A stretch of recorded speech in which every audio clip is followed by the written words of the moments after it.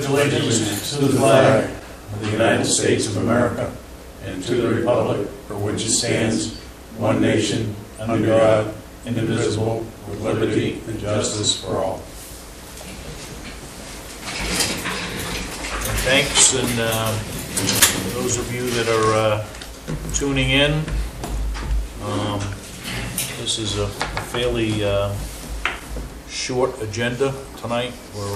We're actually here just to handle some official business, talk about what we're going to do for a budget strategy, since we're really kind of constrained on meeting certain deadlines due to this whole situation that we're in.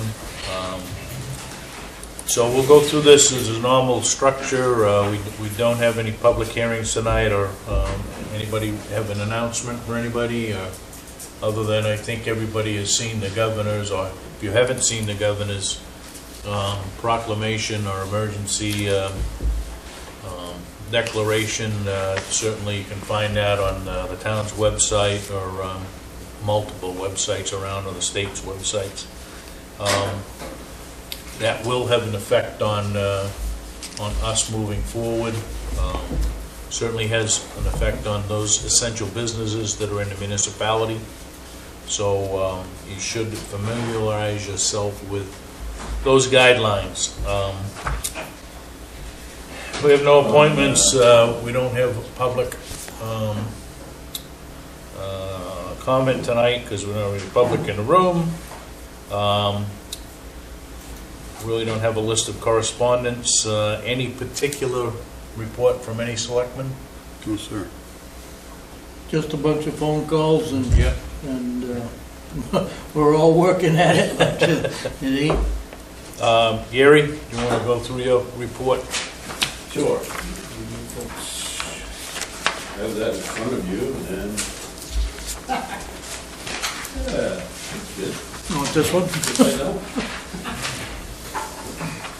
Concerning the administrative assistant vacancy here, received 14 applications so far. I don't know if we'll be able to do interviews next Friday. If you do them by phone, I don't know, but I can pick 3 or 4 people out of that list without receiving any more applications to interview for Sherry's replacement. Sherry is doing better, but she's not healthy enough to come back to work yet. She's listening in now and taking minutes from home, so be careful what you say about her. You don't want to get back to her. Transfer station, I think most everybody here is aware, and in the public now, we interviewed 2 people for the transfer station manager, 2 strong candidates. In the end, 2 of us voted to hire Josh Andrews, who's been working for us for quite a while at Public Works as well as transfer station. He's got a great work ethic, and I think he's going to work out well. And he's taking the bull by the horns down there and being conscientious, and it's great to see. There's a degree in environmental studies, is that? He does, yes. Yep, related to what we're doing here. And I guess the rest of this, Mr. Chairman, I can go down through this now, and then we can pick this up later under 9D, or I can skip it. You have a preference? Talking about staff? Yeah, we can talk about it, I guess, when we get into new business D Okay. there. So. Very good. Okay. Any questions, comments? We also have Gordon, I believe, listening from home as well. Selectman Littlefield. The rest of us are strategically placed around this room.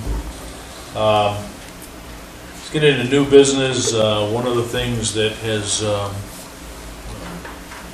been proposed, and Gary put it out a few weeks ago, but that's a declaration of civil emergency, and that's something that the town, the board should consider as declaring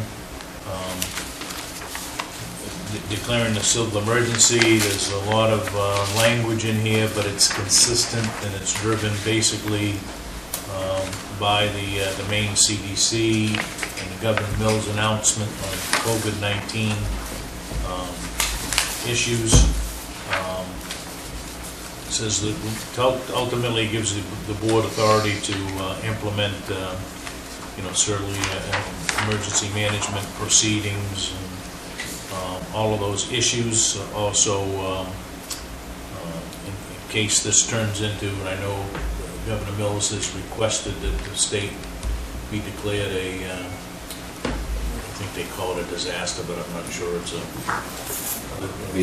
government thing. So, have you guys read through this? You understand it? What is your pleasure? A motion to approve. I'll second that.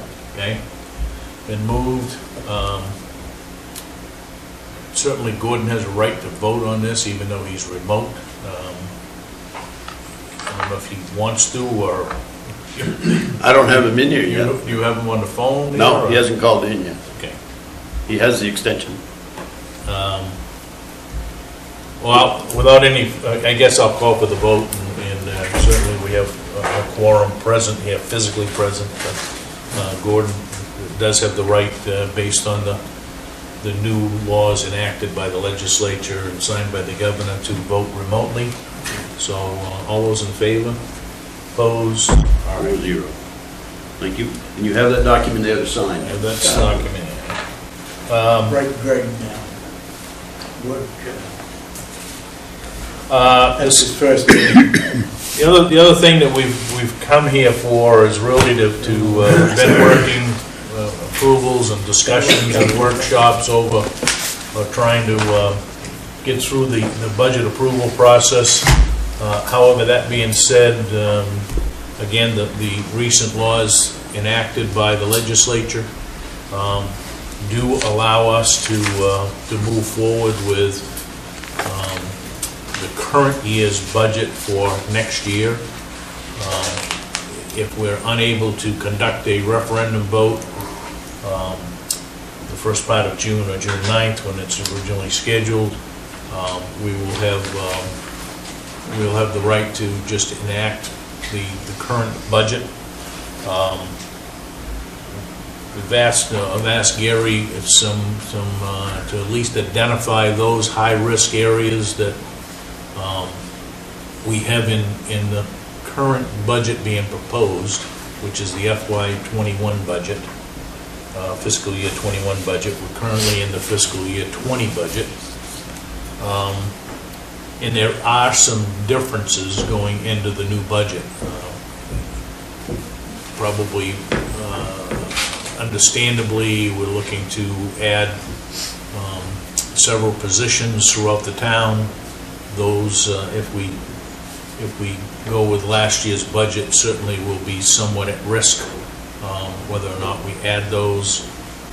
Doesn't mean that we can't have, at some point in time, a referendum vote to adopt a revised budget going into FY21. I think the only thing that the use of the current budget does is it doesn't put us into a bind or a stressed time frame to get things done. But I do think that we were fairly close anyway with some of the other stuff. So I got a couple questions on that. Yep. Can we have an absentee ballot and only an absentee vote on this whole election in June? I don't think we know the answer to that yet. I hope so. I would hope so too, but, because we don't know where this is gonna go. If so, then we need to finish this, but if not, can we postpone town meeting till November? You can postpone it till whenever you're ready and whenever the pandemic's over. What's this gonna do with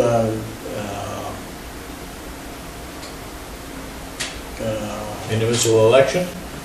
yeah, or the school budget or whatever? Will last year's budget go into effect until we dedicate or vote to a new budget? That's what the legislature and the governors work did, yes. Okay.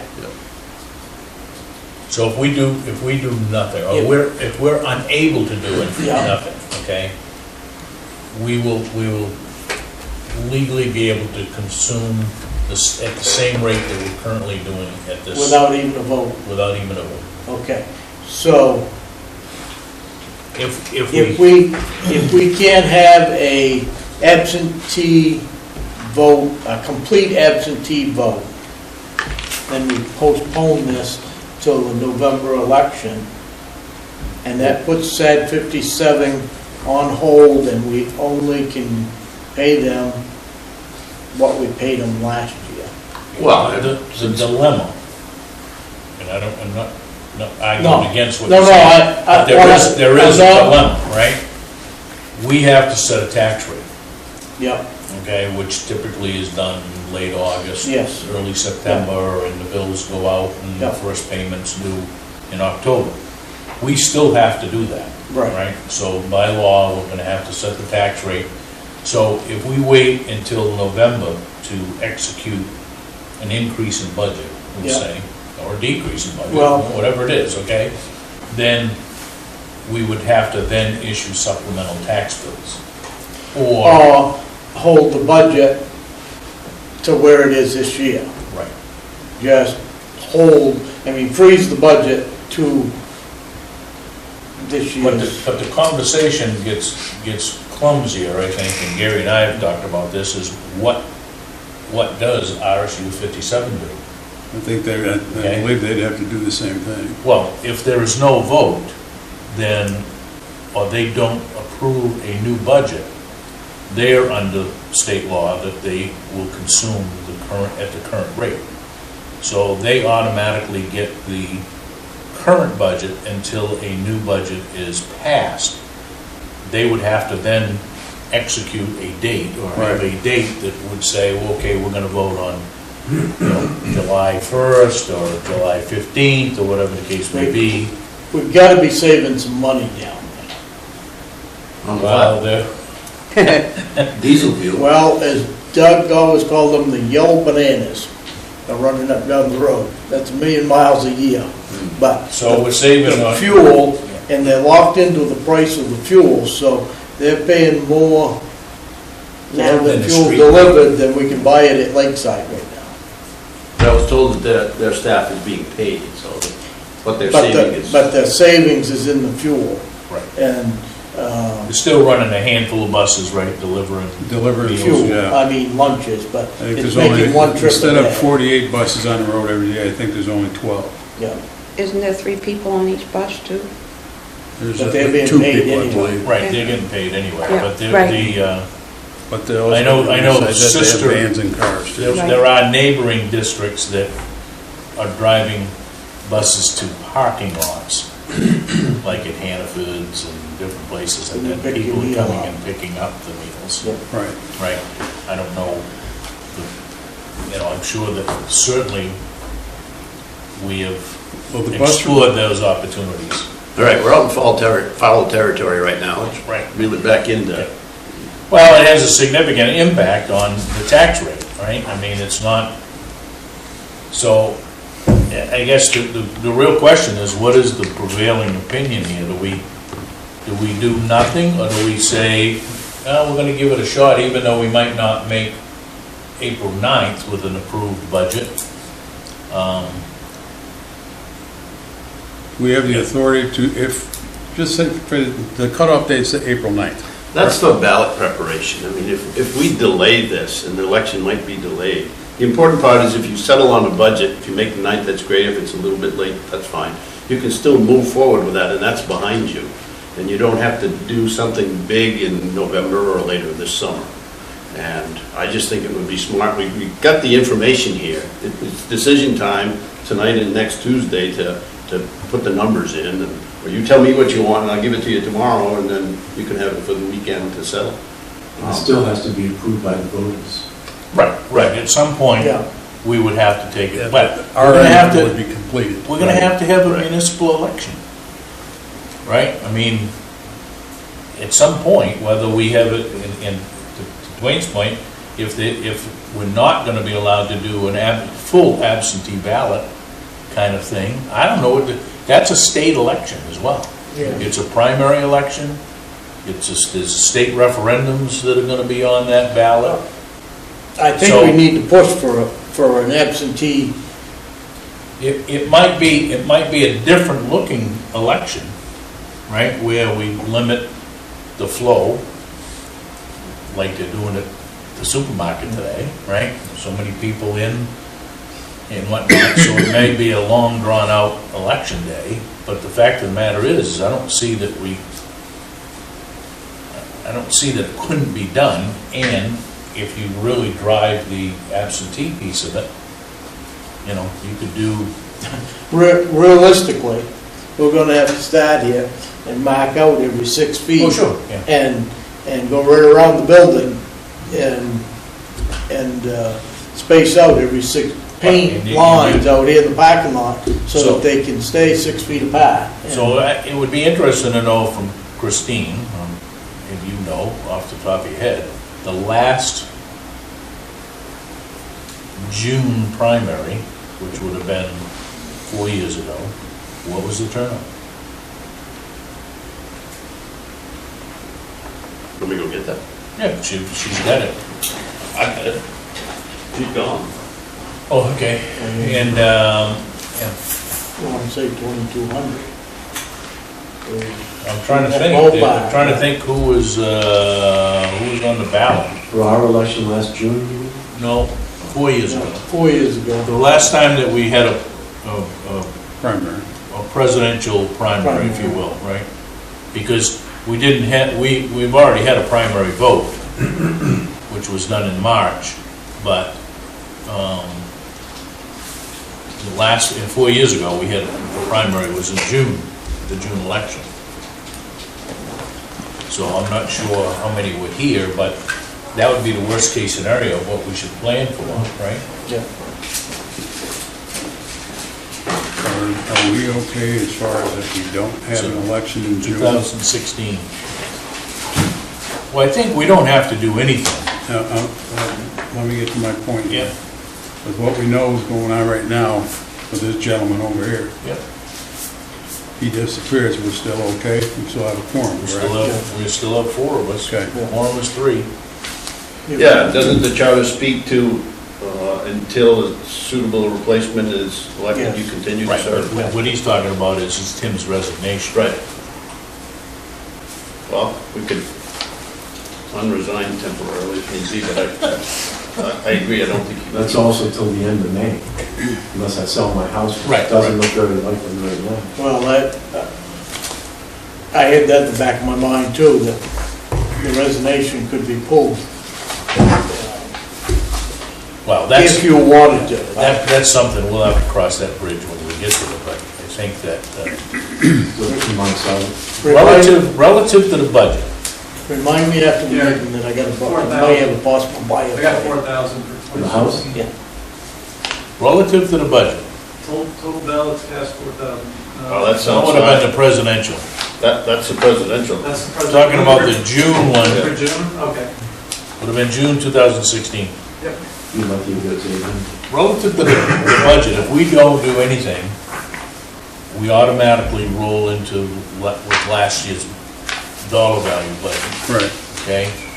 We, I think, and we probably would have to find out from Natalie, given the change in the state laws, temporarily change in state laws, would we have to comply with our charter in that we only have a limited amount of time to do that, right? I think we went through that when we were changing the charter too. So we could probably handle whatever. If we have no approved budget, the current budget is approved based on the state law. Because if they lift this declaration, we're gonna run an election.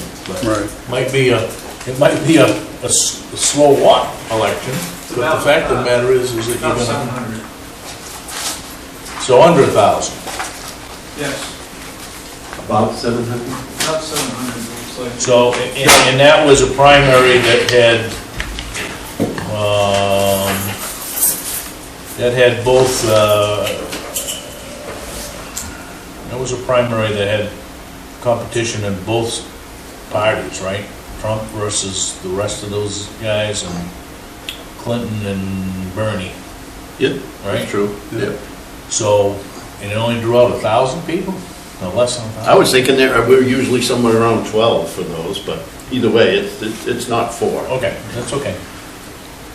So that would be really beg the question, is if we had to, if this clears up and we run a June 9th election, it may very well be a slower paced election, but, and I would think that we should be ready to say, if this clears up, and whether it's 9th or whether we push it to the end of the month. Even if, you get 6, 7 in the room running the election,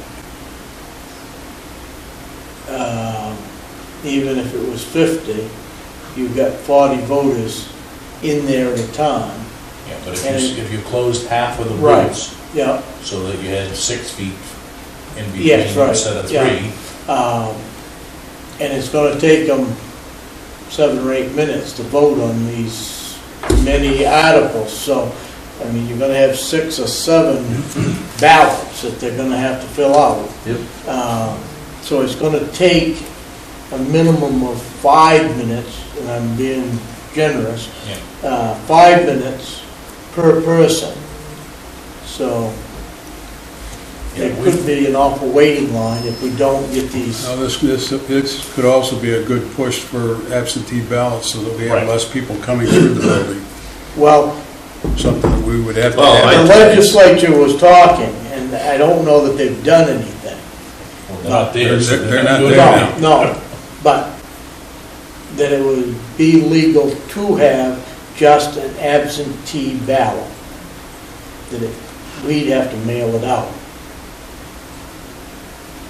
Right, to you the could- registered yeah, I guess voters, that- and then it'd be Yeah, up to which them is- to get it back to us. Wouldn't you have to send that certified mail also? Yeah, I don't We think so. send them out now, because- they're not certified. Certified. No, No, Okay. not just to send a blank ballot. yeah, or they you got don't- a call to get one. Right. One of Today, the- you either gotta call to get one, sign, Yeah. you can take it out of here, Right. right, or you can vote here, right, but, I would think that we can take care of that stuff. I think that's, whether it's the 9th, or whether it's later in June, or whatever, there's gonna be a statewide election. Yep. Right? So, I think it's prudent for us to at least finalize, even if we don't Budget. meet the 9th, okay? You Then know, she can order if the they- ballots. If they lift this ban on the 30th, you gotta have absentee ballots ready on the 9th of May. Yes. Best case scenario, yes. Didn't they allow us to delay elections? Oh, yeah, you got Town all, meeting, and Yeah. we have a lot of flexibility. you got all the power to do that if you want, I guess, until the pandemic goes away, I guess, and then some of that stuff ends. But if the state 30 is days gonna later. have, if the state decides that they will still have an election on the 9th, right? I would think that we would be crazy not to participate in, Right. or be ready for that, right? Yeah, we gotta get through this between tonight and Tuesday. Get this done. And I think you can, just need to decide, and then we can move forward and get it behind us. I mean, worst case scenario, we just move forward with what we have today. Correct? If you want to pick that bottom line, I would suggest, and that's kind of how I wrote this memo, there are some things in there that we can stick with that bottom line, but we might tweak some so that we're not causing problems for ourselves. Insurances go up, they never go down. Diesel fuel for the truck, for the transfer station, other things like that that are going to need to go up, or we adjust within their budget lines. We can live with that in the budget lines and do what we can, or we can customize it to a bottom line as you pick. Your call. Well, I guess my preference is let's iron out this budget. Yep.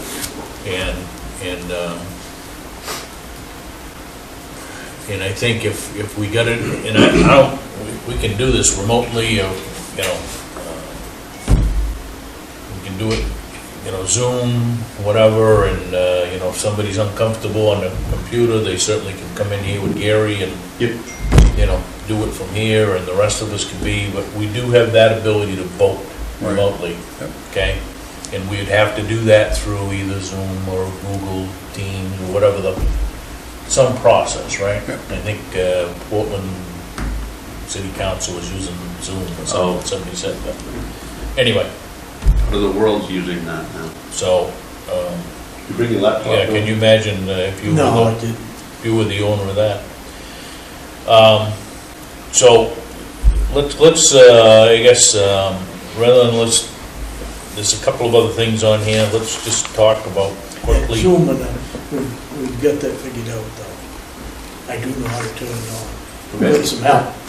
But Lynn got it on the other night, so I can do it.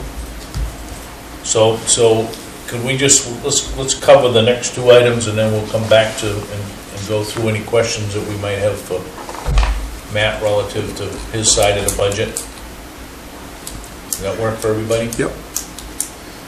All right, so we've had a couple of requests come in through Gary, and I think the board has seen some of them, if not all of them, of potentially either extending the due date for taxes or waiving the credit card fee or those kind of things. My suggestion is that we take a vote and extend until June 30th or May, whatever, 31st, or whatever everybody's comfortable with, and not charge any interest for any unpaid taxes until that time. Today, tax bill says interest commences 18 April. on 18th to April. 18th, right? We can waive that Right. to, you know, push it out to, so if somebody doesn't get their taxes paid, they can, you know, I mean, I'm not opposed to saying, let's just do it till the end of the year, June 30th, right?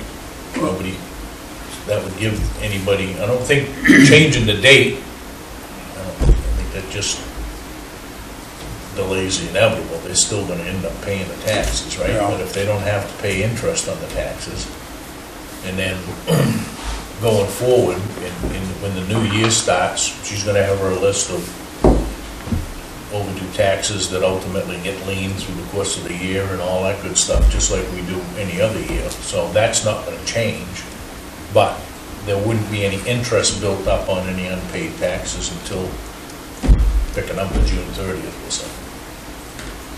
Works for me. Of this year? Yeah. I mean, it's either that or we say, we push the date of the date of collection. You can give them 30 days, 60 days, end of June. It's up to you. So, Comments? If we push the date out for them to pay their taxes to the end of June, what does that do for everything else that goes on here in town? Well, well, other than paying the, as of today, right? I'm trying to look at, it just so happens that Julie has the numbers here. Everybody's got a copy of it. So today, there are, it would appear, there's $2 million in the checking account, okay? There's $4 million that has not been received yet for taxes. Now, I would assume that all of Sharon's, everything that's come in from Sharon. Other than what's come in today, she printed this So, for me before she left, yes, So as of yesterday or whatever, yes. this was what we had received for tax payments, Right, and right? today we received 19,000. So you get $4 million that's still due. the big core logic one digitally came today. She doesn't have the checks yet, so Okay. that's $1 million. So that's $1 million. So now we're down to $3 million. If we didn't pay any bills tomorrow, the checkbook balance would go from 2 million to 3 million, right? We got three more payments. To school. RSU 57 at 750, so that's $1.5 million. That's 2.250, 2.25 million. So what we have in the bank today would cover just the school payment. Between now, if we didn't collect another penny, we'd be close to making the school payment. So, and that's not counting the $1 million that you're saying is coming in. Right, but we're still 2 weeks away Credits. from, we're gonna collect a lot of that property tax money in the next 2 weeks, Right. individuals. Can I So put that's the only risk. If we pushed it out and said you don't have to, those institutes that are, those banking institutes that are already putting taxes in escrow, they're gonna pay anyway, Yep. right? Because it's just ginned up in their system that they're paying them. So it's gonna be the straggling tax payments that you don't see. I think it's the next payment where we're going to see the problems. Yeah, I think I think you're the right. I momentum- think it's the first payment in October, which is gonna be. Yeah, I think this one, the momentum's going to pretty much carry us through, but next time it may be a different story. Well, why not do 60 days then? Just delay the payments, or No, Just delay the interest. Interest-free. interest, yeah. Yeah, And keep So the any- payments the way they Any are. payments coming in late wouldn't have to pay any interest until the end of June, we'll say. Because you got your payment clubs that have already got their coupons and everything. Right. And that way, you're only affecting those that don't have it. Any other thoughts? Need a motion for that? Yeah. I'd make a motion that we delay interest, property tax interest payments for 60 days, which would take us into June June June 7th. 17th. I second that. Second, so we will waive, motion is to waive any interest rates applied to unpaid taxes for an additional 60 days, or to start on June 18th. Just for years to come, due to the federal or state disaster that we're in. I mean, I'd like to see those wordings in that motion, just so that 10 years down the line, how they referred it. Okay, so were you willing to say predicated on the current state of affairs and the COVID-19. COVID-19 emergency As an emergency. as an emergency measure? So if you're willing to accept those words in the front of this, and I hope Sherry's watching so that she captures it all in her minutes. Amend that to say that this is an emergency, Okay. one-time enactment. Are you willing to accept that on the Yes, sir. second? Absolutely. Okay? That's fine, I just, Yeah, you're for right. further years to Future come. years, right, Future yeah. years when Yeah. you and I are gone. All right. All those in favor? Opposed? 4-0. Thank you.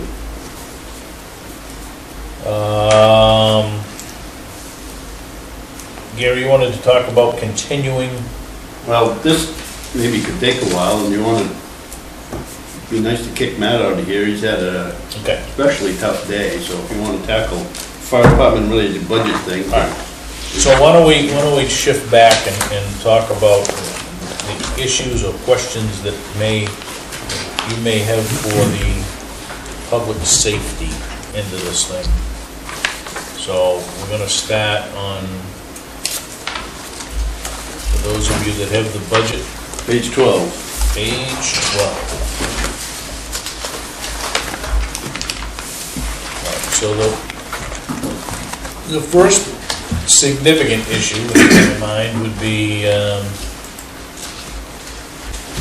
Matt has requested the addition of 4 additional full-time firefighters. I think the budget committee and town administrator have knocked that down to 2. We have not discussed that at this point, so what is your preference now?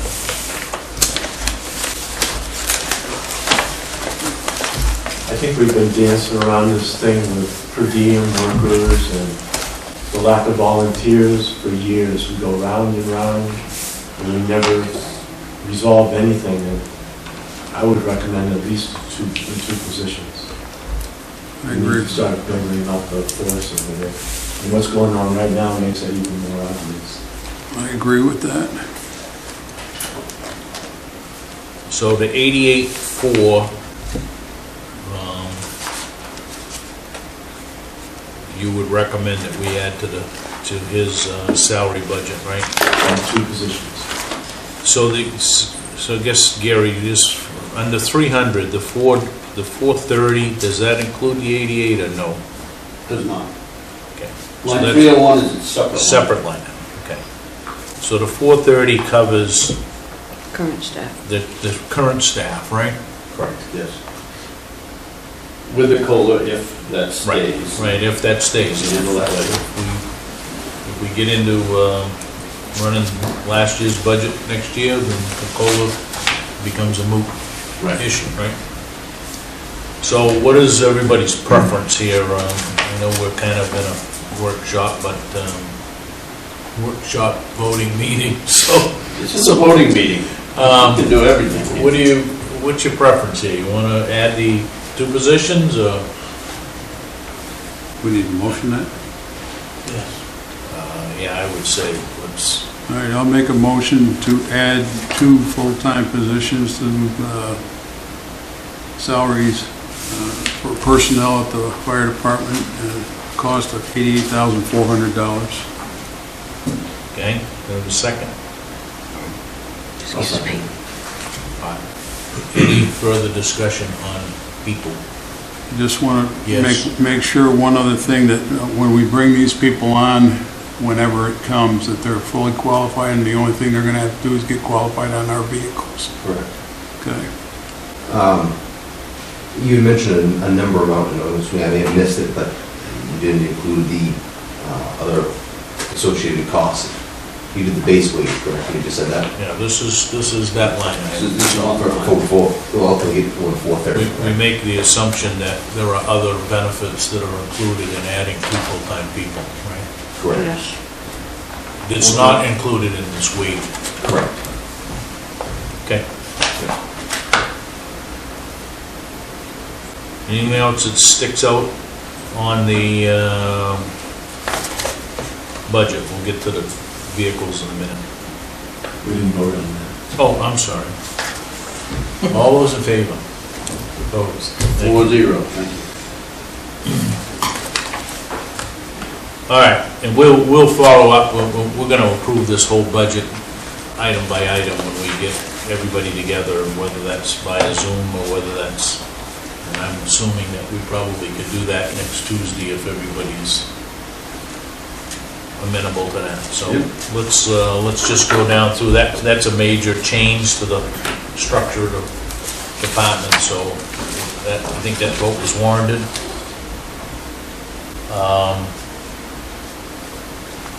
EMS is down a bit. And is that because call pay is down? There's some adjustments between call pay and some of the other lines may have been consolidated to 7-0. So let me just jump back here for a minute. Where do you have per diem listed? Per diem is under 7-0.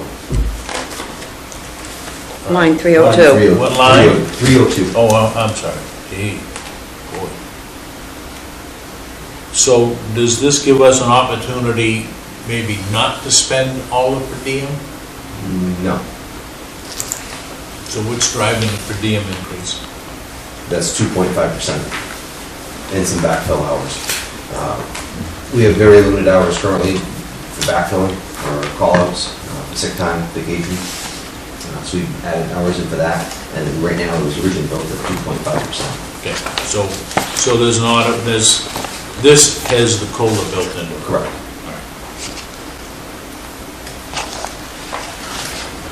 Okay. Increase in retirement, I'm assuming what you've got in here includes the 2?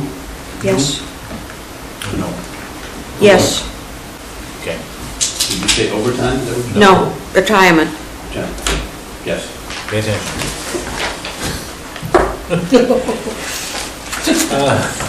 And Dennis, if you look at your expenditures, you'll see that Matt's in line with his per diem because he's 81% expended as of today. Yep.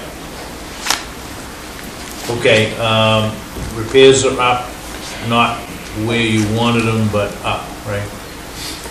You requested 169 and in the budget. Yeah, let's talk about line 318, because remember, the budget committee knocked that down by 15,000, assuming, I think, that something different was gonna happen with the ladder truck. Okay. So if we decide, even if we don't decide, well, if we decide to buy new, you're gonna need this truck for another year. And there's a chance that that 79 under column D under the budget committee might not be enough. Because I think the reasoning for Jim to knock it down 15 was a different vehicle. And I don't know that that's going to be accurate or not.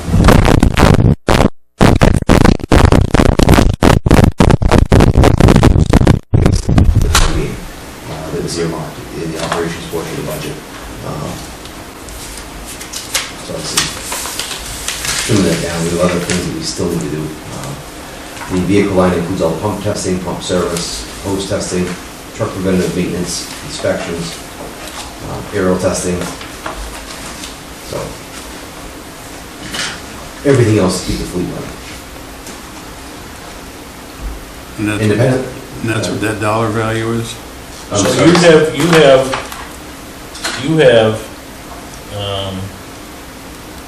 $14,000 left, $15,000 in that account today that you haven't used, right? So what you're projecting for the need for next year doesn't or does reflect that you still got $15,000 to spend this current year?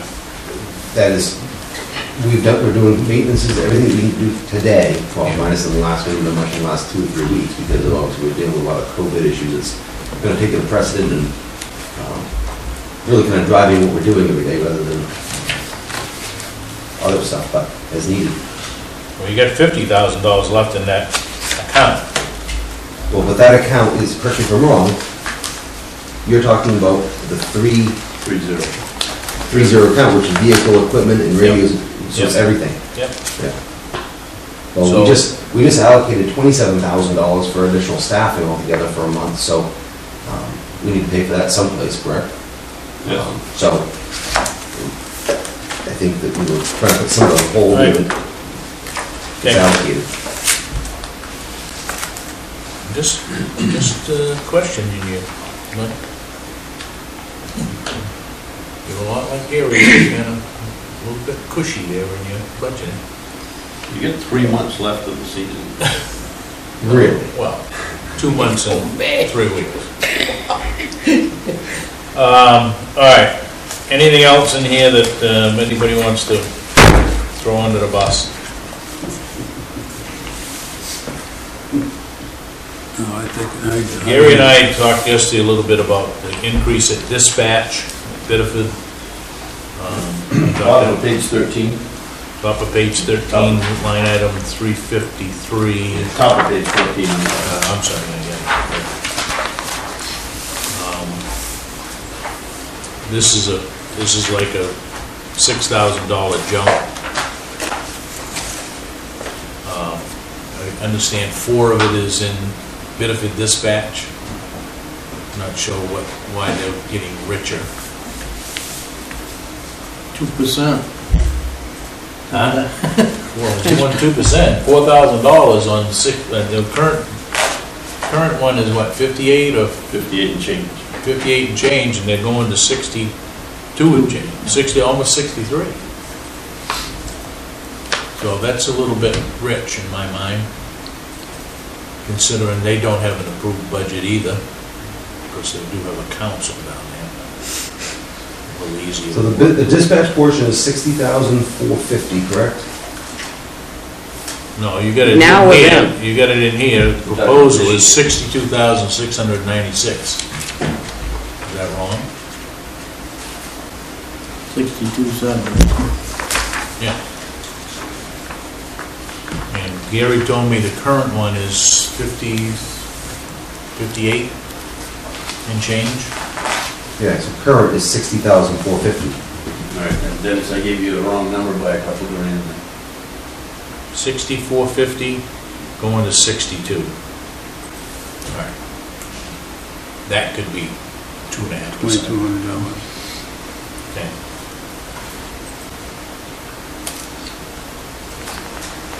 I just find it interesting that, but I know we did this with our eyes It is. wide open and moved to Biddeford, so, because we'd probably be paying $100,000 at Sanford.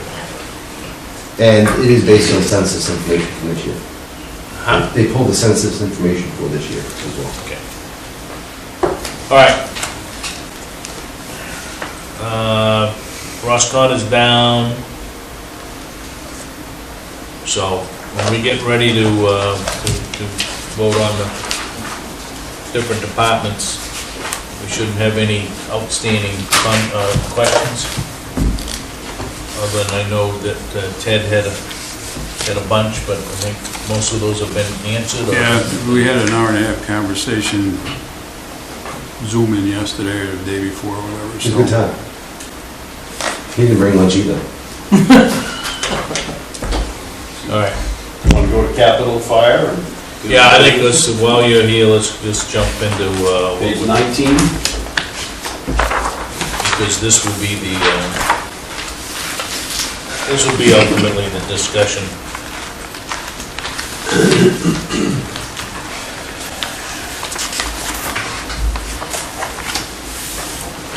So,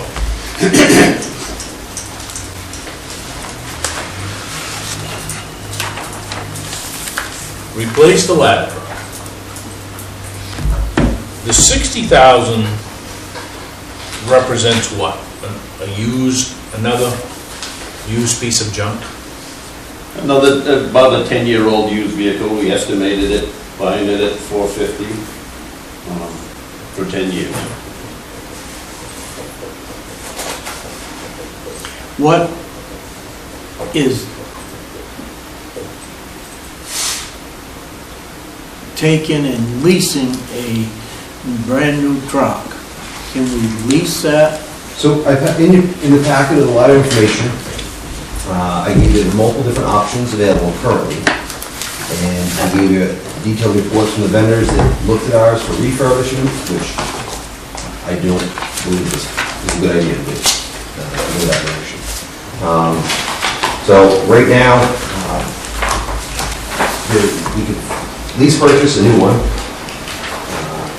You have 25 to 30 years of life. So yes, you can lease one. It's a purchase at the end. We can do a 10-year finance. Also in the document is information from the leasing company attached to that as well. To give you an example of payments provided by Tax Exempt Leasing Corporation, which we used before.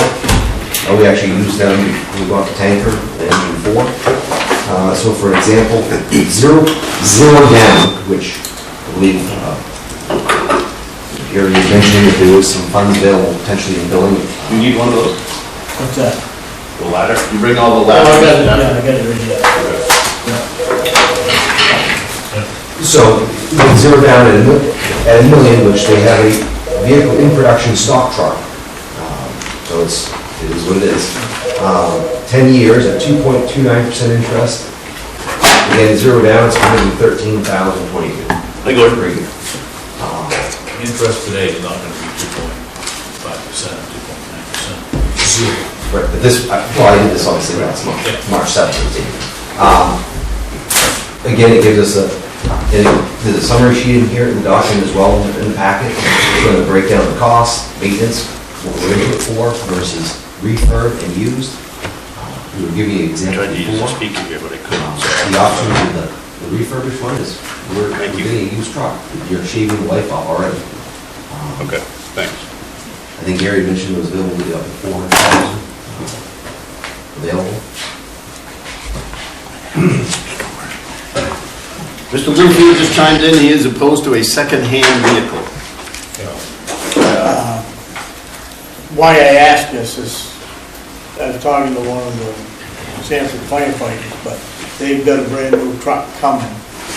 And the town of Sanford has now gone to a 7-year lease. Truck disappears in 7 years, you bring it back another one. But they feel the life of the truck, they're saving about $450,000 by leasing it. Always have a new vehicle in the station. It'll be up to 7 years old, but, I think that there's some costs, depending on what you want to invest yeah. moving forward, but Then we gotta worry about maintenance. So I think the real debate here is whether or not do we wanna go, as we've gone in the past, and go in the market for a refurbished, used machine, which is gonna be no less than 10 years old. correct. Right? You I probably. mean, you could probably get one less than 10 years old, but We've inquired already about some that we saw out there on the market, and quite frankly, they had some issues. Yeah. And well, I would assume if somebody's turning back a ladder truck that's only 4 or 5 years old, there's probably a reason. unless you find what he saw, that I heard I Sanford was believe that that it's direction. LaFrance out of, maybe Pennsylvania. American France, Yeah, Sea Ray, or not, Yeah. Pierce, I think it was. Pierce it was. Um, And But, I think they're out of Pennsylvania, but I may be wrong. and there are options out there, I did look at that, I did hear that, and I looked it up online. I mean, there's certainly a cost to it, and if that's something that you're interested in, you can look at that, but, I think the best bang for the buck would be looking at a new truck to give you that life at this point versus refurbing, which you're still a 26-year-old truck. We can put a lot of money into it, and you might buy 5 years out of it at that point, but you're still a 26-year-old truck that's not 26 in 5 years anymore. What do we get into at that point, moving down the road?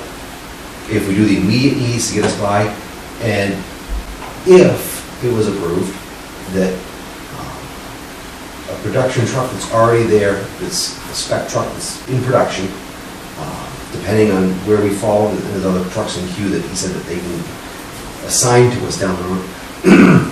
You have a new truck anywhere from October to the first of the year in that whole market. It's in production. And because they're pumping out production stock trucks all the time, or demos, or whatever you call them. Okay, let's go to a scenario there. We put this out to the townspeople. Do you want to buy a new ladder truck? With a cost. If that comes in at a no, what are you gonna do to keep the town with a ladder truck? I mean, we're gonna keep running the old one that's breaking down.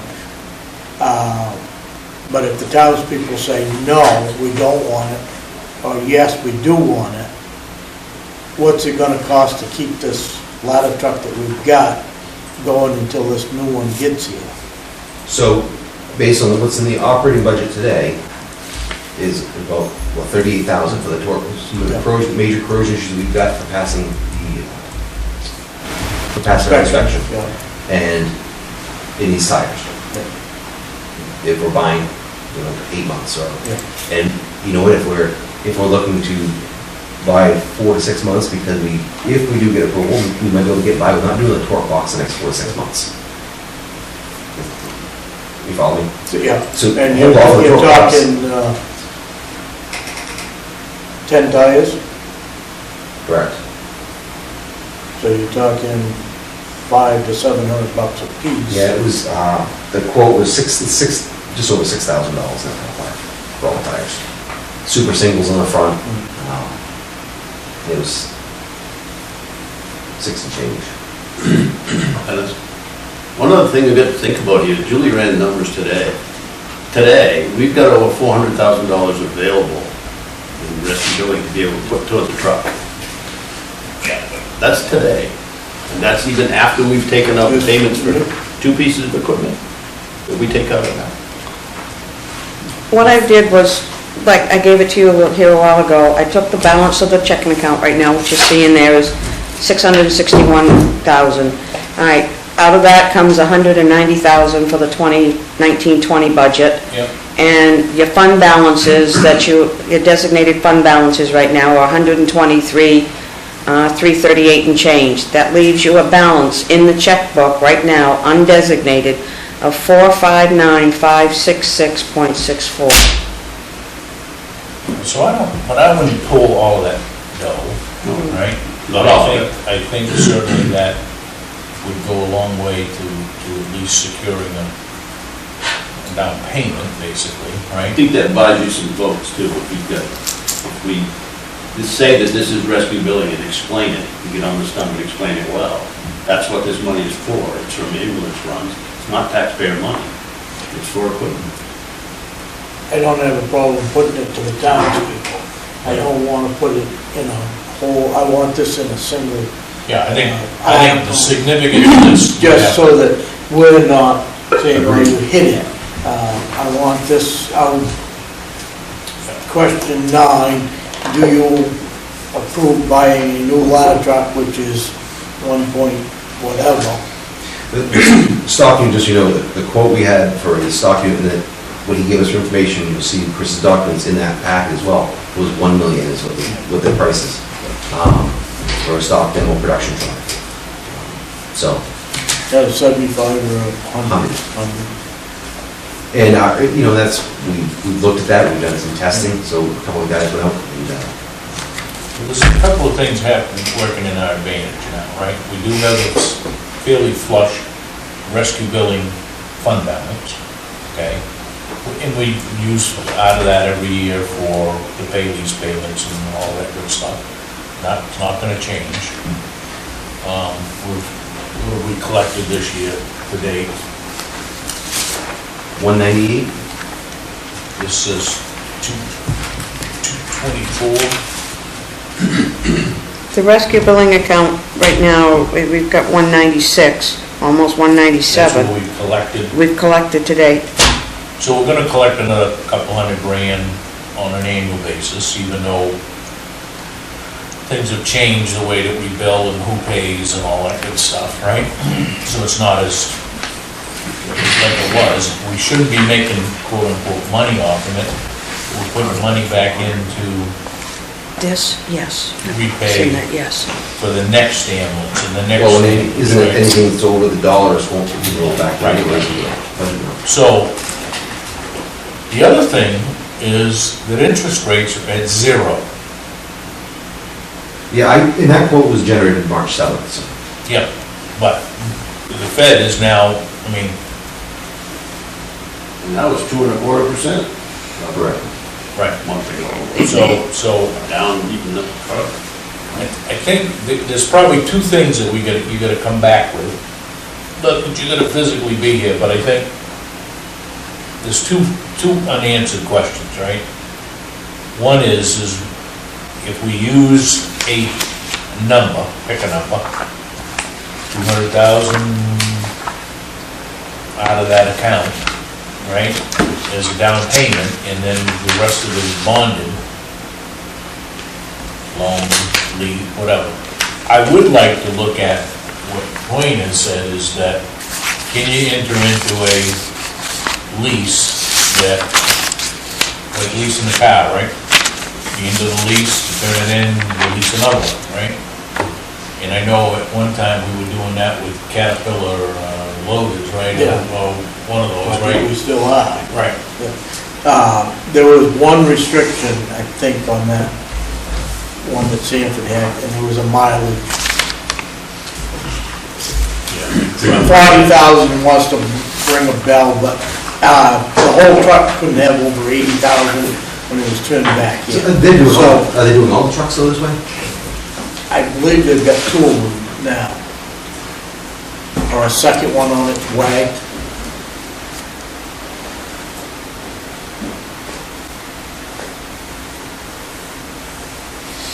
So it would be, just to get the number, I mean, it might be something that we want to explore. And I think the message, the vote that goes on the warrant has got to be to approve the purchase into a lease of a new ladder truck, right?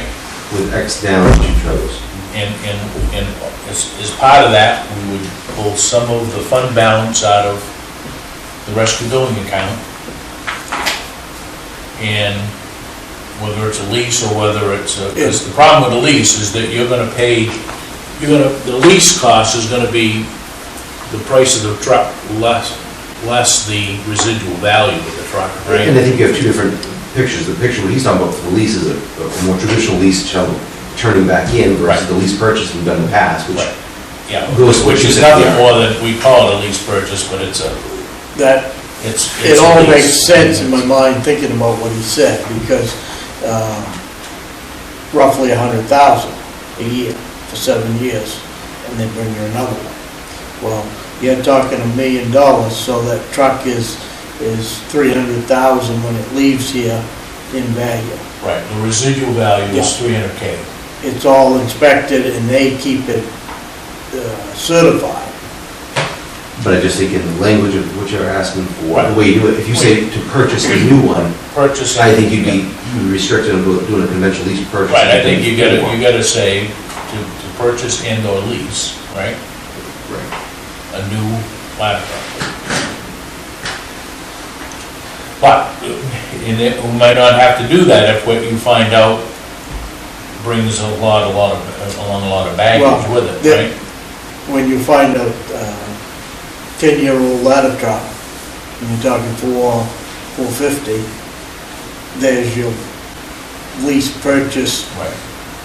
install. Because they're Because they've taken it back, refurbished. refurbished it, and you got a $300,000 truck plus a $150,000 refurbished job. And there's your used ladder truck. And I don't know how many departments do those. Yeah. Program. I had heard about that recently, Yeah. so. This only come along. And I don't know if that's last- only two peers or not. That's the one. I think that's the I one. mean, yeah, I remember pulling it up, but I don't think it's all the companies that do that. I think it's a program that Pierce says. Pierce has himself. Tim, your thoughts? I agree with Dwayne that it should be a standalone question on the ballot. Yeah. Definitely. And so you're still looking at options of lease, buy, and purchase, right? Is that the question, or have you Yeah, decided? I think one of the things that we need to know, right, is a lease with a turn back a valid option for us Yeah. versus Well, bond- go ahead. bonding a purchase and running the truck for 20 years. I mean, ultimately, that's what you're talking about. Right now, we don't have a maintenance guy. Right. And the way I understood this lease was they come servicing. Maybe not the oil changes, but the major apparatus is serviced by the company. Well, And so, at that point, I mean, we're spending many dollars and sending crews out to take the truck out of town, and we're getting to a cost where it's major. So if this outfit maintains it, or has somebody maintain it, we haven't got the cost of travel. you're talking through the lease program. Yes. I mean, there's a lot of ifs, ands, and buts there, but if we gotta run that to Hartford's or to Auburn or wherever it's gotta go, and this is all included in this lease, it may be cheaper. Hopefully on a new truck, you don't have that much maintenance. Right. Presumably. We'll get those options for you. The truck that you have a quote on right now, what does it do other than the ladder going up and down? Is there anything else, or it's not a quint or Carries a lot anything, of is it? equipment. It has a small tank of water on it and more traditional straight stick, nothing fancy to it, it's a pump on it. Same waterway pinned out. What we have today, the only difference is it has a pump versus no pump. The one we have now doesn't have a pump on it. No, maybe that was just because the jumps everything today is that way.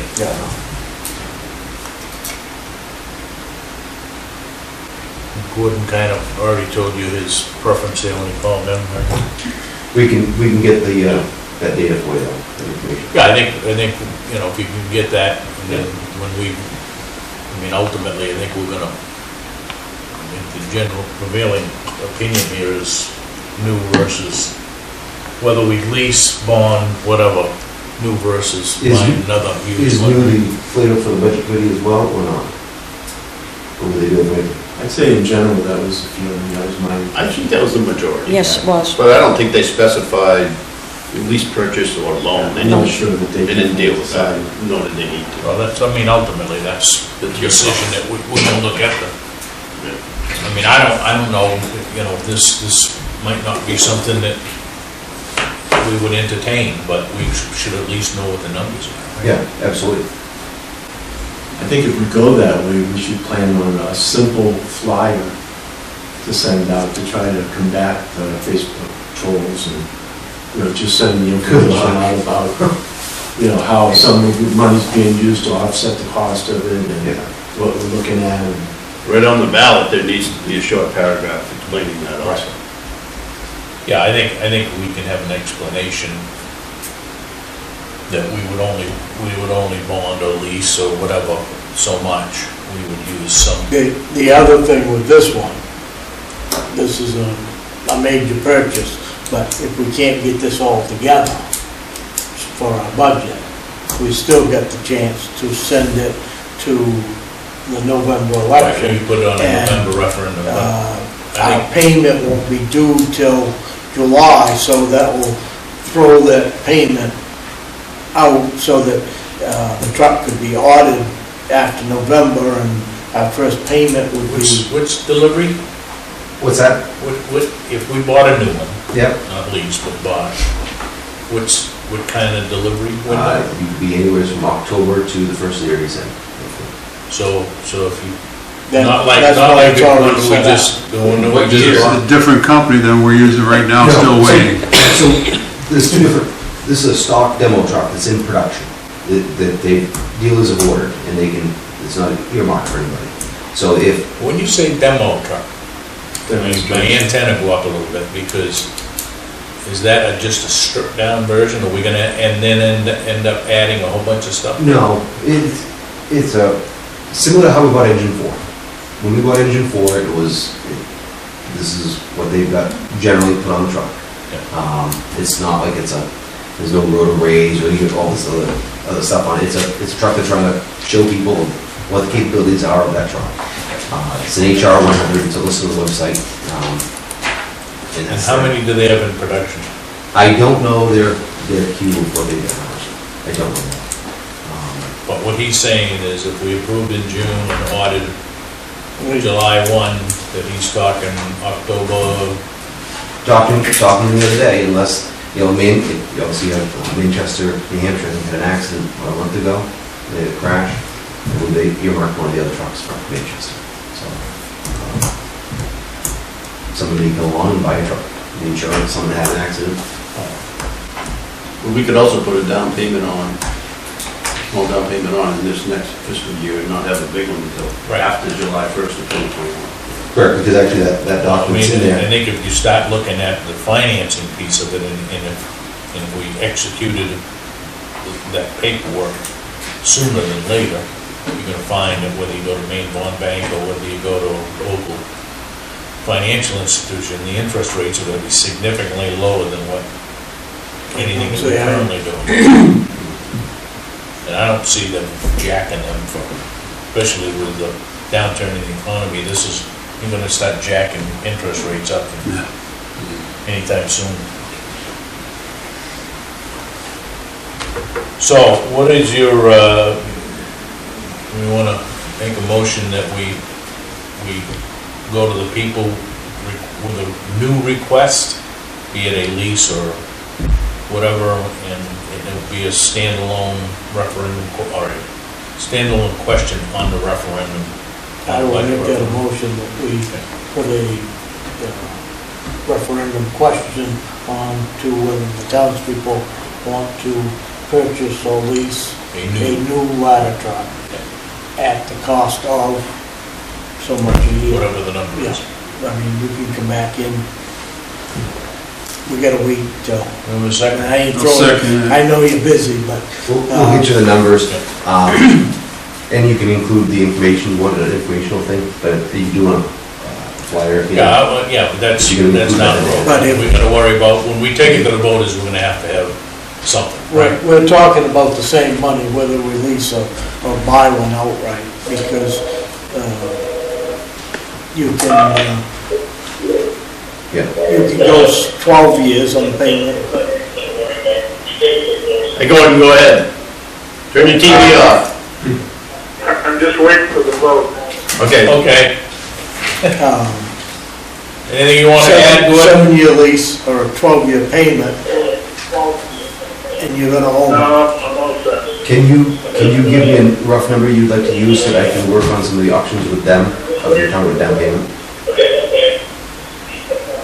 2K, that 200K? What are you comfortable taking out of that account? I wouldn't think it would take anyone $250,000 out of it, right? So maybe 200K? I'm curious as to why not, that's what it's there for. Because I can Something see else that down the road, happens. we're gonna have another one. Okay? Maybe we should start the plan to your 10-year capital plan. or- 200,000. Right. Use that as a, Yeah, sorry. I mean, I think that's fair.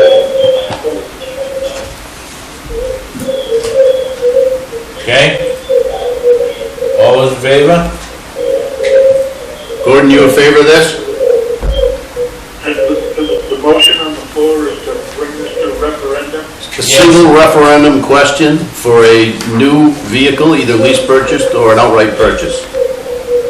Yes, I'm in favor. Sorry, straight lease or a straight purchase? Thank you. 5-0. Either one, the most economical. Yep. Okay. Okay? Anything else on this, that we, need to iron out? Do you want, This makes a lot of noise in the room. You want to stay on the line?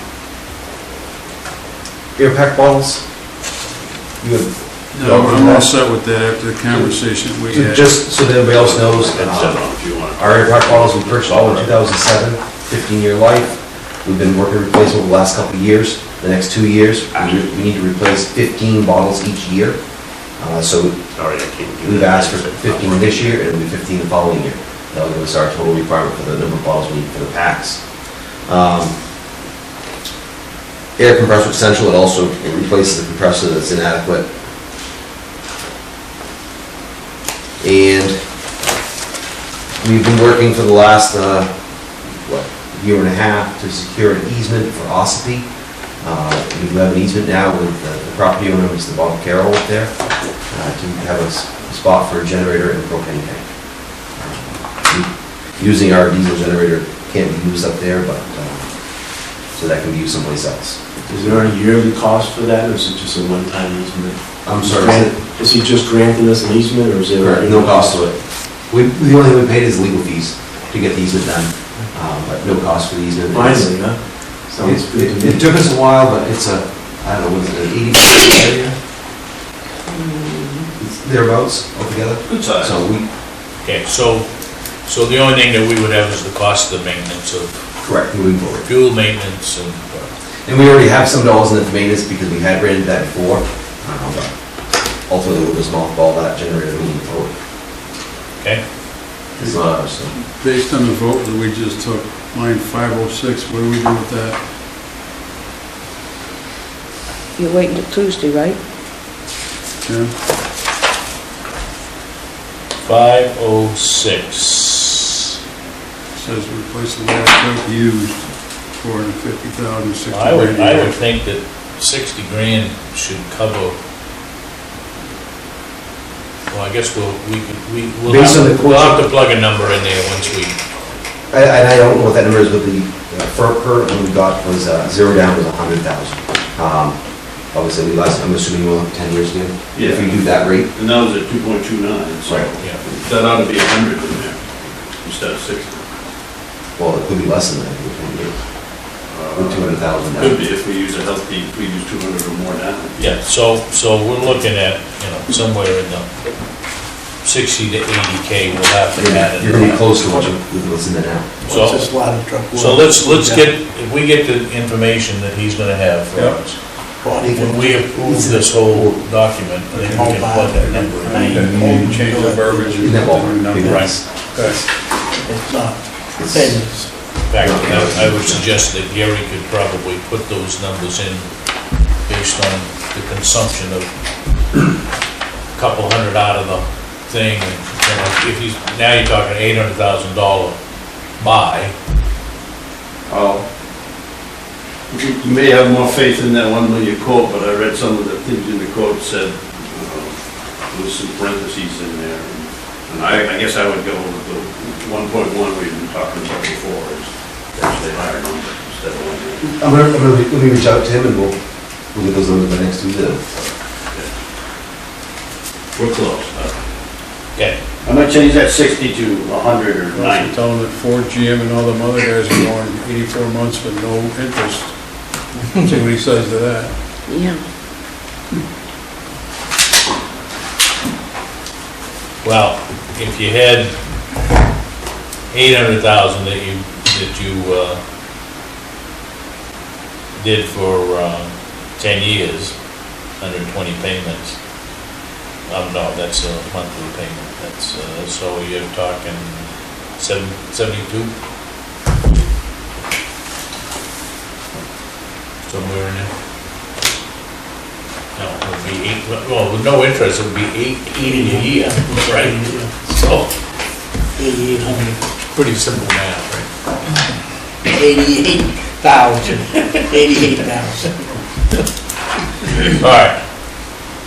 And we can, I guess, one of the things that probably is up for discussion of, do we use 2, do we use $250,000, or do we use the whole nut, or whatever? I mean, I think when we approve the, Give him 2 figures. I'll base on the 2, but then if we go more, we know where we're at.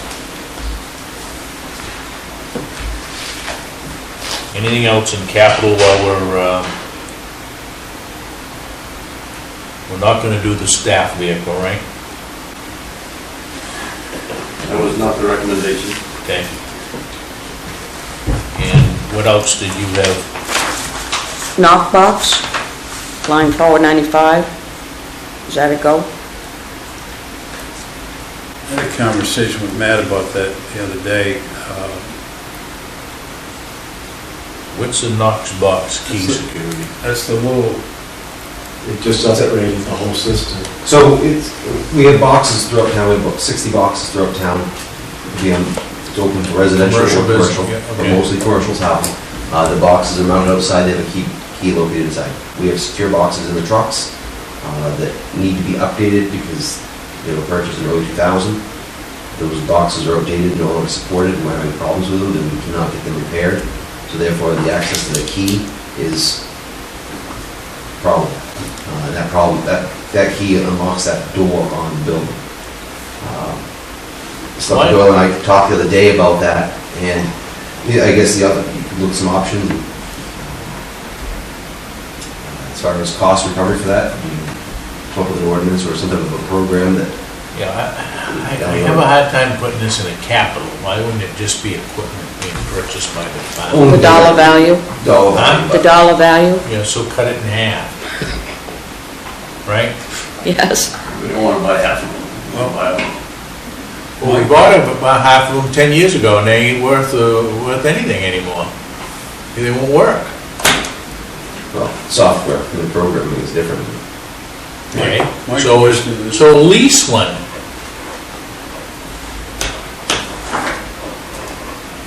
If we're worried about the software going out of sync, okay? And these have. Why spend I spent $10,000 today, and then 8 years from now, because computer technology or computing technology still is a vertical line, right? It doubles every year. This is Knox company, this isn't something that we did, but Knox, I think the box was bought in 2000, thereabouts, 2001. My thought is, when I talked to them the other day about this, is that this is basically a convenience for whoever has the box, whether it's on a house or a business. So we don't break the front door down? And for 10 grand, if you gotta replace your door, that's your problem. And the thing is why are taxpayers paying that money for business, for a convenience of the businesses, so that we don't break their door to get in their building? We should have somehow something so that if somebody wants one of those on their building, So much a year. they should pay X number of dollars a year, whether it comes up to be $5, $50, or $500. Have a fee, and if you don't want it, you don't have it. I believe it's required in code though. If it's required, then they have to pay for it. Every resident too. I don't know. Is every resident required to have it? I don't disagree with what he's saying. I think I ain't giving you a key to my house. I think it's a good program to have, because we don't have key holders for these properties. Okay. And it's been helpful for us to have So- all the properties secured, the keys secured in these boxes. And how do we do that program and keep it? Are some of these gates too? Gates too, correct. That's a different story. We have a standard key for everything that has a lock on it for us. We don't have 400 keys in the truck, we don't have multiple keys and copies, fumbling through looking for keys to Granny's house or to business X. So We're why not gonna doesn't destroy it a work? $3,000 door. So why doesn't it work? If it's a mechanical It's, lock, it's a key that goes in a box with a code, and you have to punch in, so you have one key, fits every box, correct? due to the sensitivity of it and the security of these boxes, Yeah. we need to replace them. Boxes are going out. The boxes are worn. Okay, so I don't have a problem with, I guess, including it as a capital item, but I would talk to Knox or whomever and say, tell me why I'm not gonna have to come back here in 5 years and replace it again. I did that. We've had these boxes since 2000. I really wasn't my choice to want to replace them this year. Maybe we could replace a couple of them. But the technology is old and they're going away from it, and they don't support these boxes. And they're not gonna support the new ones 5 years or 7 years from now. Are they the only option for this type of equipment? Well, I know, that's all I've ever heard of. I think there's a couple other, there's maybe one other one out there, but the problem is you have a lot of boxes out in the community already. So does do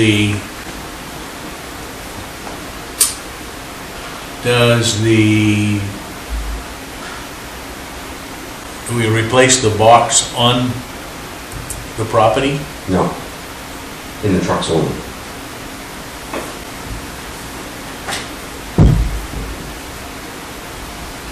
Okay.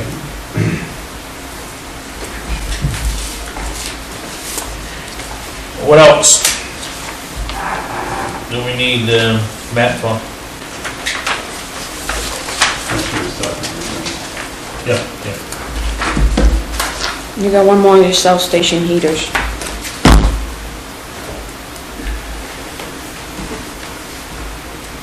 Line 498. What is the long-term plan for South Station? Should we have that discussion, maybe not now, but later?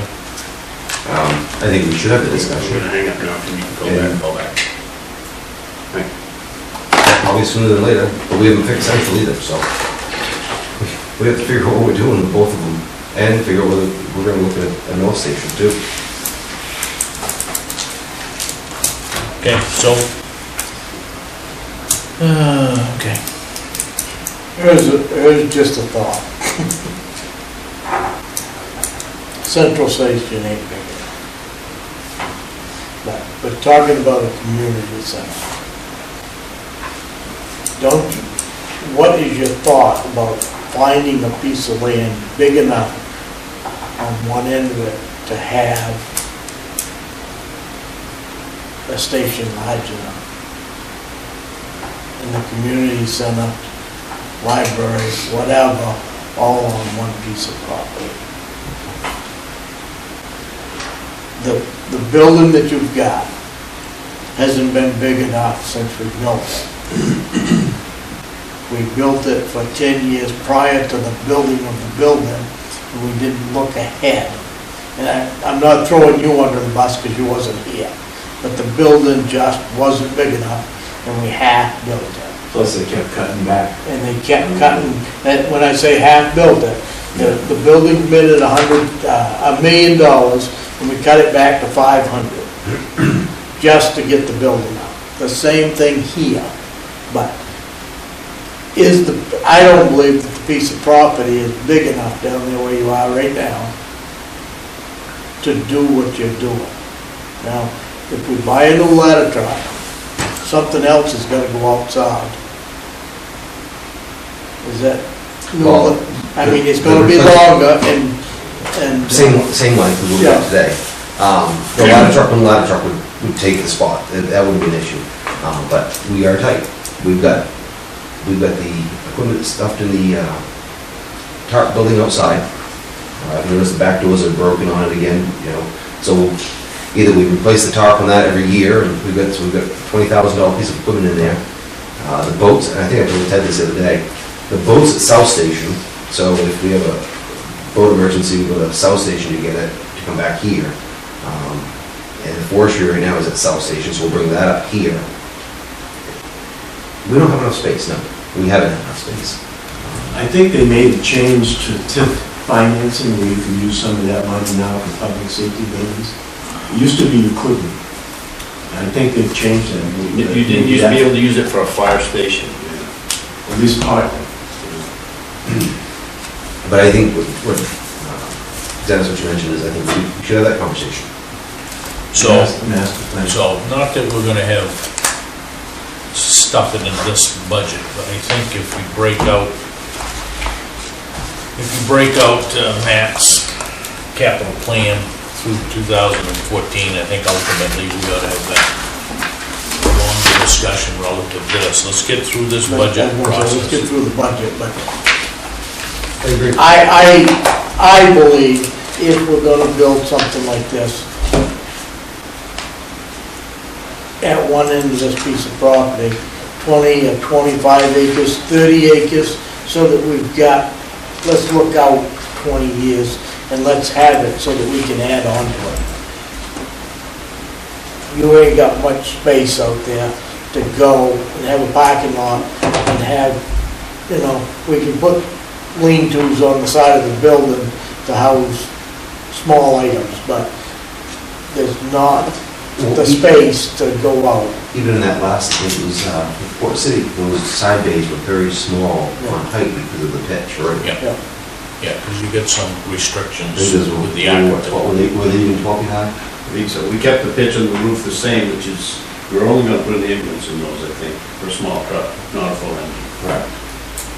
But then every time you add on to it, you've got heating problems, you've got drainage problems, you just compound everything. Well, we got a lot of mud around the building now. We're okay. There's no grass. You know, it's keeping the people from trying to get in. Right. At this point, you're all right. So we all set with Matt?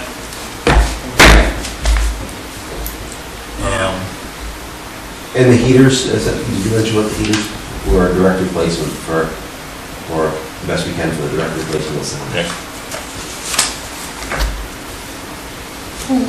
All right. Thank you. All good? What is your, if we do a Zoom meeting Tuesday night to go through and approve this? I mean, we can, certainly we'll make a I just motion on don't have each. another meeting like this. I just, Yeah, I'm not sure whether anybody's, if we're comfortable doing this, I don't have a problem coming back in Tuesday night and doing this. You know, but we certainly need to make sure that Gordon's hooked up either through Zoom or whatever, and I think throw him up there, right? On Zoom.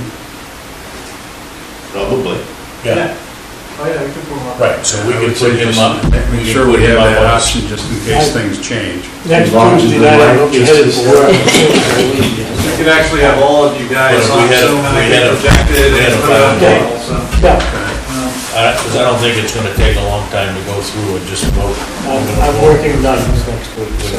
We can vote department by department by department, if that's, everybody's okay with that. What time? I think we can do it at 5, right? I mean, it's 5. not gonna, it's not like we're inviting the public into a So that's meeting. Tuesday night, right? Huh? Tuesday night, sir? You Yeah. said? Yes. Okay, thank you. Just making sure. And if you need any figures from me, gentlemen, don't hesitate. Today is April 2nd. So this would be the Oh. 7th, next Tuesday? That'll get us into plenty of time for the 9th. I see you cut that ton truck from Public Works. We're gonna be in the same situation the ladder truck is. We're gonna be putting more money into that, one ton down there than, It's under the lease. It's in the lease. It's in the proposed budget. It's in the memo as potentially okay, It's in his, proposal. it's in the proposal, but it's not listed as capital because it's a lease, right? Right, Okay, we moved okay. it there to save money. I thought I was just skimming through this and it Which looked is like. exactly what, we could take this ladder truck out of the capital section and put it right over in the principal and interest section. We're talking $1 million purchase, not a $20,000 truck, yeah. $50,000 truck. Yeah. Time we put $10,000 into that little dump truck, we can all one. Yeah, and I think It's got- that it's got the article one- has to say that this is money that would come out of, Right. would be included in the lease, or the, whatever category we've got it in the leases. So, we're not gonna go out and buy one time $1 million, right? Correct. I'll get you that information for next Tuesday. Okay? Or before then, but Well, we'll talk tomorrow. anything else? Now, we'll reconvene and do a vote on the budget Tuesday night, starting at, and I don't think we have to have all the preliminaries, we just open the meeting and gonna be to approve And is that online? the fiscal year. Is that- Well, I mean, I'm We'll duplicate this. okay coming, doing this, if everybody else is, well, Unless we can something do it. drastically changes, yeah. I got a number for you. All right. Okay. Okay, thank you.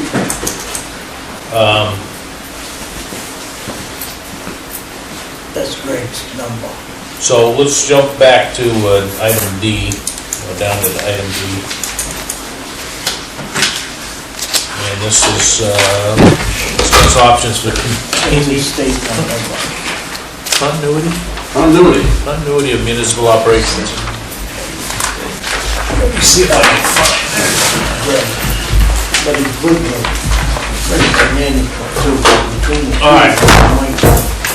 Or even be able to get you tested. Because I know they got the machine. All right, so I guess, Gary, this is on your report, right, starting with item number 3? Yeah, I think for the benefit of the folks back home, I'll just read down through this. The governor's March 31st executive order requires non-essential employees and all other individuals to shelter in place until April 30th. Citizens are allowed to go out for the things that we've heard, as long as proper social distancing is adhered to. We've got advice from MMA Legal that obviously states that municipal government is a combination of essential and non-essential services and personnel. But having a town hall open to the public is not an essential business operation, so most of them throughout the state have closed or very soon will. But we still need to provide general assistance, collect taxes, process nomination papers, ballots, do payroll, pay the bills for our vendors. Clearly, we need to be providing these services as safely as we can and for as long as we can. Code enforcement and building permits are not an essential service for life, but we can still safely do that. Code officer is not having anybody there on his inspections. He's relying a lot more on photographs. I think that's fine. But my suggestion to the board the staffing levels can be changed. We know this infection is going to get worse before it gets better. I hope that's wrong, but until the pandemic subsides, I'm suggesting that we cut our staff significantly, especially out front. The front lobby staff is 3 on a normal day, 3 or 4 on Tuesdays and Fridays. I would reduce that to 1. We would stagger that schedule, but that one person would answer all phone calls and voicemails, open up the mail, process any payments that came through the slot in the door. If Sharon needs to come in for, let's say, a blockage or a big buildup of payments that she needs to attend to, she's willing to do that. Georgia Hall will try to keep her working from home. She's the person that works 2 days a week. And other projects, people are willing to take home and work there as much as possible. Julie and I will still be in here processing payroll and accounts payable. Hopefully Sherry will be able to help once she gets back to health. We will do that on Mondays and Tuesdays, and occasionally when things get busy or there's a hiccup, a little bit of that work could occur on Wednesday mornings. And other than that, I think there's at least 2 days where Julie could work remotely from home. Code enforcement, we have 2 healthy people there now. They've agreed that they would split their shifts. Glenn would take the morning shift, work until 1, and then Angela would go from 1 to 5. And Angela's still willing to come in if Glenn had a busy day of inspections, but right now, the inspections for next week in his calendar are, I think there's 1. So that is slowing down. We have discontinued, I repeat, discontinued the walk-up permit window facing Townhouse Road because people are well under 6 feet to be able to talk through that window and hear each other. So we're going to do everything through the front door, mostly by mail, try and handle no cash, minimize the physical interactions with people. Our library will remain closed, and I guess I need to talk to Julie, but when they run out of projects, staff will not even be in the building. Fire department EMS operations are well organized by Matt and Lisa. They're very organized in that regard. Tommy Blackburn's going to be out for a while, and hopefully by now he's a new father, but we don't know yet. We're working on it. Jason and David, we continue to do small maintenance jobs, public works. Transfer station, I don't know if it was Dwayne or somebody else, but the suggestion was made to stop taking anything other than recycling and rubbish, and I think that makes sense. Yeah. Got a memo from Josh this afternoon, he agrees, he and David were talking about it, so I think we'll start that, let's see, start that tomorrow, they're open tomorrow. That way we don't have any money to be handled. And in my mind, if we send that... David can block off so that people don't try to get down back. Yes. Yep. Do we post that anywhere, or can we? We haven't yet, I wanted to talk to you folks first. I'm not hearing any resistance to that, but if you have resistance to that. I just feel it'd be a lot safer. I called Dennis yesterday morning, but a lot safer because, one, you shouldn't have that much couch and beds and stuff unless they're cleaning out something, and that needs to be in out, not at the top down. But they can hold the brush and whatnot for a few weeks because they shouldn't be off their own property to start with. Everybody's home and staying Yes. busy, but they're doing a good job just to stay open, I think. Yeah. But we do need to get rid of the garbage, the recycle, and if we kept the recycling and the garbage open, and it would also slow down our truck traffic to wherever this stuff is gonna go. Yeah, and the only thing that I would suggest is that, you know, Josh and the guys can set up some sort of a divider or something so that we don't have 2 or 3 people up at the hopper at the same time, and we can... Right now, they're limiting the number of vehicles in there at a time right now. So There again, those vehicles could be held at the Right. That's what they're Wakefield doing. building. He can monitor them. And monitor them going through. That's what he's doing. They're doing that now Yeah. anyway. We've been doing that for a couple of days. Yeah, and I don't care if they're out on the Bennett Hill Road lined up to the church, at least we haven't got them face to face to each other. And it's my intent to pay people. If we send people home for pandemic caution, we'll get whatever work we can out of them working from home, but other than that, we pay them their normal number of hours. Yeah. Just keep track. The because other, that may very the well. other thing that the state That's did what I'm this asking, morning, because the federal yesterday said that. afternoon, was if somebody feels unsafe or not feeling well, they, yes, send them home. They need to go home, but they've given us another 80 hours of sick time that we can use between now and the end of the year. Well, I can tell you, those are two separate cells of unsafe or sick. If they're sick, everybody here's Yeah. going home. Yeah. But we have people in this building that are scared to be here today. Yeah. They've told me that. So, I think it's time to do this. That's fine, I think that's your call, and I Best would just keep track of everybody that we're paying that is not here, not that we don't, and they're not obligated to the money, but there might be an opportunity for us to secure some of those funds. I plan on setting up a code as soon as you tell me what date this is gonna start for in the payroll, and it'll show just like they were on administrative leave, but it'd be called something else. Monday. Monday, okay. Yeah, I was gonna say, we'll have to start it Monday because we ain't got time, but,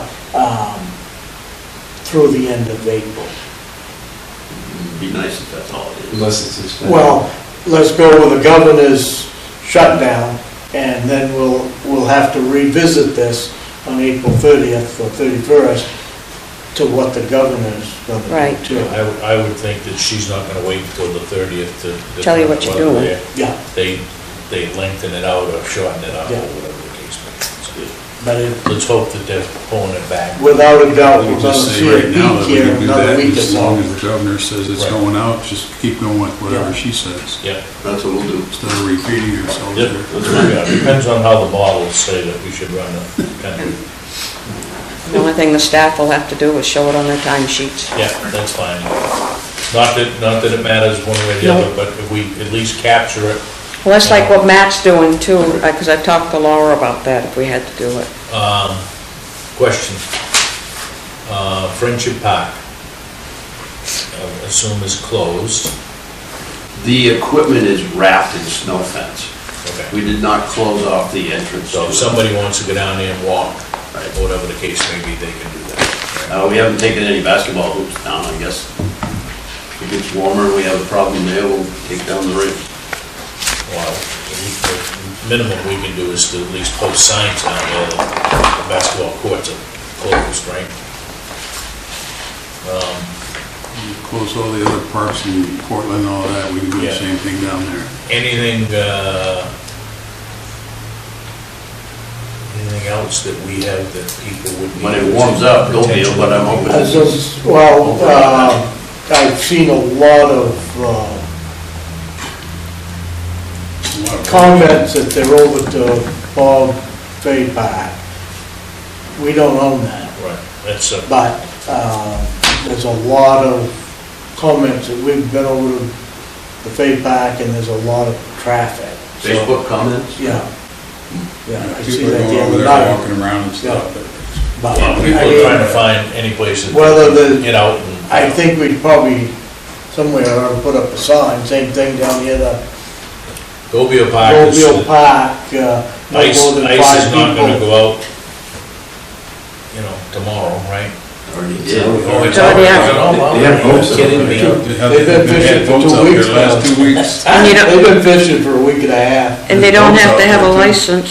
Well, no, you don't have to have a license. Yeah. The boat registration is way up. I knew that there was some open water around the shore. Oh, no, it's gone. It's gone? Yeah, has been for a good week.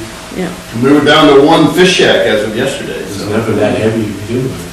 Last, I think I come down Well, through it there was- last it was- Saturday, and the place was packed. There's trucks trying to get the fish jacks off the beach, and the fishing boats are in there, and it was, I didn't even hear the ice was up going, it never goes out until the middle of April. Yeah, my pond was 23 days early. All right, well, what else do we have to worry about in town? Are we going to address the campground or whatever you want to consider that place, sending them something with If you want to, you can. I mean, this is not what I would call a conventional campground. There is not one transient space in there to put a tent for the night. Yeah, but the issue is whether or not people are coming there from away, You know, they are. okay? Maybe we ought to just suggest to that owner that he post right at the end of the road.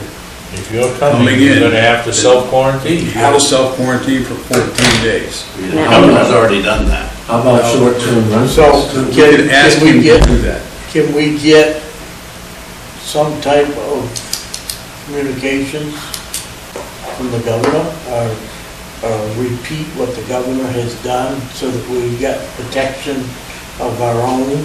I don't think it hurts us to send a letter to him saying that, just remind him that these are the requirements from the governor. And The other question is, all of these rentals around Osprey Lake. I think this is gonna be as big, a bigger problem of the rentals that we have here in town, weekly. Sunnyside is the same thing.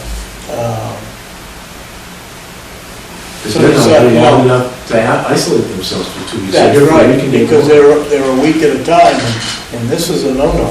Sometimes they just. I can tell you that having, But Sunnyside is not the only one that's renting camps for the week.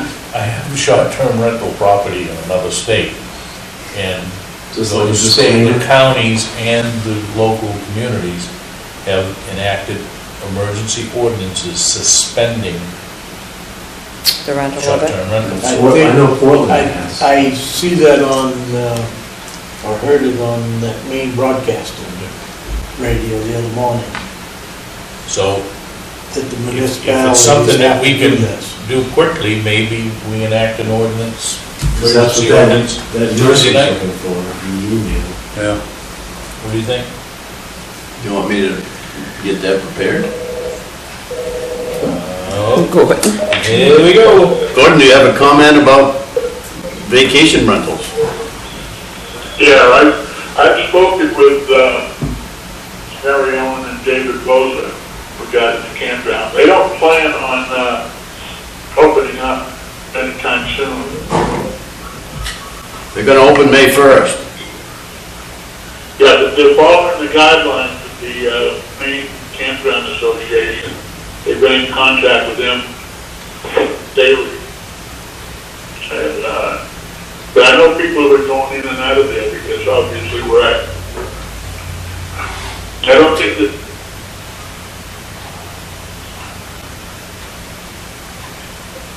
Still there? You still there? yeah, I'm still here. What did you want to say? It's like an echo. Yeah, they told me that they don't plan on opening, anytime soon. I think they're gonna be very flexible. We got a letter or an email from him today, is they do intend to open May 1st, but then, you're right, they're gonna adhere to no gathering, social distancing, and everything else, but their people, I think, are gonna start occupying the buildings May 1st. Yeah, well, there's people coming, in and out of there. The trouble is, Gordon, if they're coming from out of state, they need to quarantine themselves for 14 days. And if they're leaving in 5 or just coming up for the weekend, then they're in violation of the governor. Can you hear him, Gordon? No, He was saying the people coming up either for weekends or coming from away are not self-quarantining long enough. That's the issue we're talking about here. yeah, I could hear him. I wonder if the fact that we don't have any kind of ordinances about short-term rentals or Airbnb could hurt us. I mean, how do we even know who's renting? Because that's come up lately at the planning. Yeah. Well, that's, Some of them coming in, some come in, they walk in and I guess check their site, then they come out. yeah, the concern that I have is that we can institute an ordinance, but we have no idea who's doing what. Because we don't have any control at all. but maybe we should. Well, we've been talking about it, but it's kind of a hot potato. Right.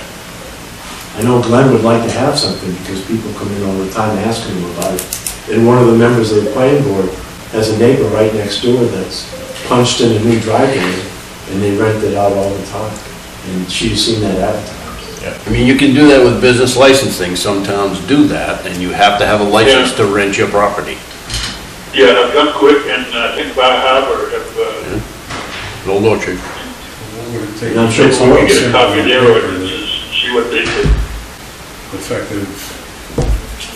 Well, I mean, certainly we could enforce a ban on. ban or we can create an ordinance, emergency ordinance, and it's only good for 30 or 60 days, and then public hearings and whatnot. I think we should at least draft one up so that we can take a peek at it on Tuesday night and make a decision, right? Especially if this drags out past the end of it. Oh, absolutely, yeah. If it goes past, if this thing goes beyond April 30th,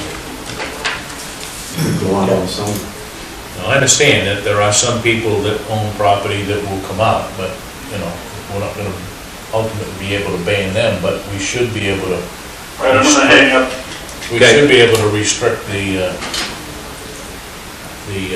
rentals. I think someone that comes up for the season, that's one thing. Yeah. But these people that are just renting out a part of their house When New for a York, week. put their quarantine on, you would be amazed to the cars that was going up the pipe at 295 the other night. That's what I've been hearing. They Out would of state be- plates. Yeah.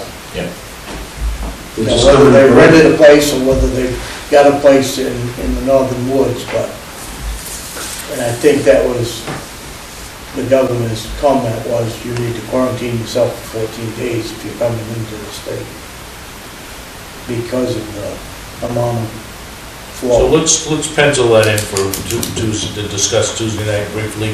I think if we get something fairly simple and short, we can enact it as an emergency piece of. Is that thunder? I've heard this two or three times. The truck, Yeah, I think it's a vehicle out here somewhere. earthquake. Don't say that, we had one. We did that once. Maybe with a fine attached or something. Yeah, I mean, I'm not sure how we enforce it. So that might be something MMA can help us Yeah. with here. I'm not gonna have to look far for a Right. template for that. No, I can send you a template one, but it's gonna have North Carolina. I think just last year, Cape Elizabeth fought this battle and they came up with something. Well, a lot of them are trying to prevent Airbnbs, period. but who's gonna enforce it is the question. Then it becomes a code issue, right? Yeah. Okay, anything else we need to bring forward for next Tuesday? Sounds like enough. If not, just make sure that we sign that document, I think I'm the only one that has. and I'd entertain a motion to adjourn. So moved. Second. All those in favor? Good night.